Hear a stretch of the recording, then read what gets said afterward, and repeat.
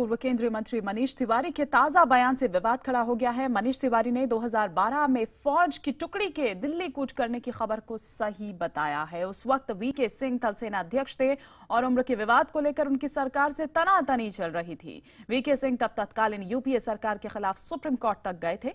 2012 में एक अखबार ने यह दावा किया था कि सरकार की इजाजत के बगैर सेना की 2 टुकड़ियां दिल्ली की तरफ बढ़ी थी। उस वक्त यूपीए सरकार ने इस खबर को खारिज कर दिया था और प्रधानमंत्री उस वक्त मनमोहन सिंह ने इससे गंभीर मामला बताया था। मनीष तिवारी ने यह दावा किया कि उस वक्त वो रक्षा मंत्रालय की स्टैंडिंग कमेटी के सदस्य थे और मनमोहन सिंह सरकार के तख्ता पलट करने की कोशिश की अखबार की खबर सच थी।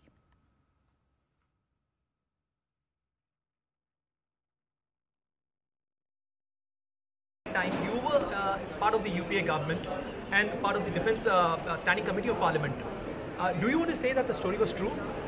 I wasn't a part of the government. I was on the Standing Committee of Defence, and it's unfortunate, but yes, the story was true.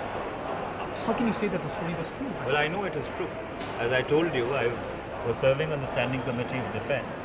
There were certain briefings which were given to us, and I do know that what appeared in the Indian Express at that point in time was unfortunately for this country correct. So you wanted to accuse that the General VK Singh, the then army chief, wanted to stage a coup? What I'm saying is that what appeared in the Indian Express was true.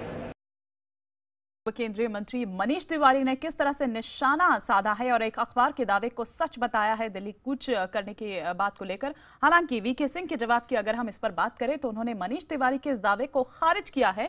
उन्होंने कहा कि मनीष तिवारी के पास आजकल कोई काम नहीं है, इसलिए वो इस तरह की बातें कर रहे हैं। इस बात की पुष्टि मनीष तिवारी जी ने कल की। ऐसा करिए, मनीष तिवारी जी के पास आजकल कुछ काम नहीं है, उनको बोले मेरी एक किताब है, उसको पढ़ लेंगे, अपने आप सब खुलासा हो जाएगा। और वहीं बीजेपी ने मनीष तिवारी के इस बयान पर सवाल उठाए हैं।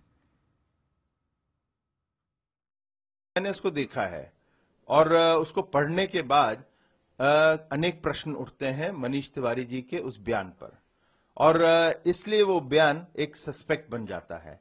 और इतना ही मैं कहूंगा, मनीष तिवारी जी, आप उस समय जब आपकी सरकार ने डिनाई किया था कि ऐसा कुछ है नहीं, इस तरह का कोई मूवमेंट हुआ नहीं है आर्मी की तरफ से, तो आपने उस समय सच क्यों नहीं बोला? कहीं आप जो बोल रहे हैं वो सच है? इसलिए इस पे बड़े प्रश्न उठते हैं, उसका मनीष तिवारी जी को स्पष्टीकरण देना चाहिए।